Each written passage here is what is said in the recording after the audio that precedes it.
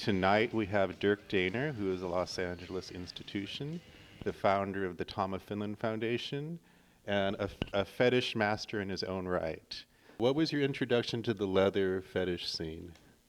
Well, you know, the thing about it is that when that was? Yeah, when and what was the circumstances? Well, I was 11 years old, and I was into leather when I was 6 years old. I mean, I used to watch guys on motorcycles, and I used to steal jackboots off of the back steps of workers' houses and covet them. And so by 11, I had actually done my work to finally get plowed by an 18-year-old biker. And so that's how it started. But really, the community itself, I actually didn't really enter until my mid-20s. And then it went to Los Angeles, where I came when I was 26. And I very quickly lined up a life here with really amazing people. One of them was David Goodstein, who's I always hold as one of my mentors. And then I became involved with Tom of Finland through being a fan. I wrote him a fan letter when I was living in New York, and that very quickly translated into him coming to Los Angeles, not for my purposes to begin with, but to have an exhibition here at a gallery called Eons in 1977. And then I started to actually assist him. What made you decide to create the Tom of Finland Foundation? Actually, I was doing business with Tom. We were partners. We had a mail order company, and we were publishing books. But I would take him, and he would do public appearances from time to time.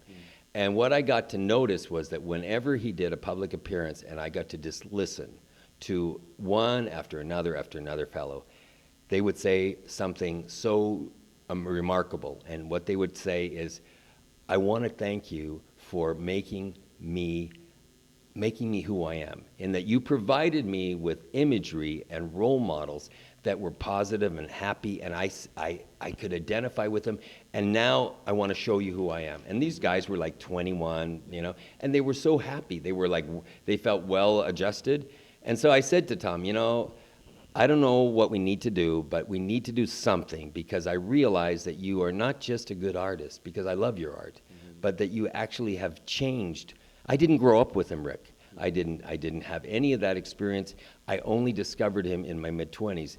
And so but I said to him, you've changed hundreds and thousands of guys' lives by giving them imagery that they could feel good about. How has the leather and fetish scene changed?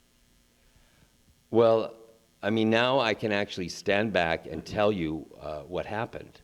In that what happened was that you have to go back all the way to like 1945.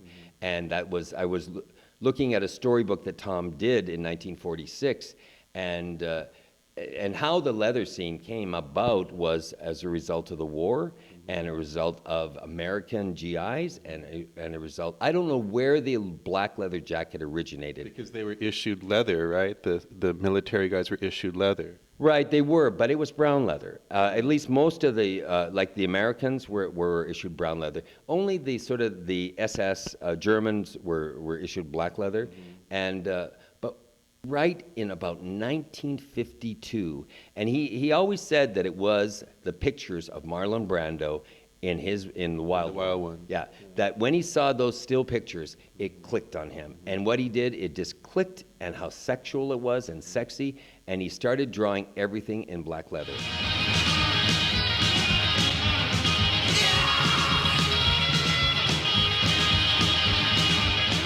You know what was so cool is at the time that he did this, is that it was not acceptable to give homosexuals male imagery that belonged to our heterosexual men, because that would be demeaning to them. And what Tom did is he fucked that, and he took those very masculine images, he put them in drawings, and what did he do? He had them fornicating with each other, he had them kissing with each other, he had them loving each other, and he did it all without any, he just did it, and it worked. Will you smoke a stogie with me? Sure. Will you do the honor? It's a punch. Do you like punch? A punch? Yes. Punch brand. I don't know it. I think it tastes pretty good. Besides his Dehner boot fetish, he also has a cigar fetish, a uniform fetish, a leather fetish, a badge fetish, and a tie fetish. Yes, Yeah. I guess. Are they all fetishes, or are they just? To me, they are. So what's the difference between a fetish and liking something? With a Where does it actually jump? with liking something, you can take it or leave it. With a fetish, you have to continue on. Yeah, I agree. Yeah, that's true.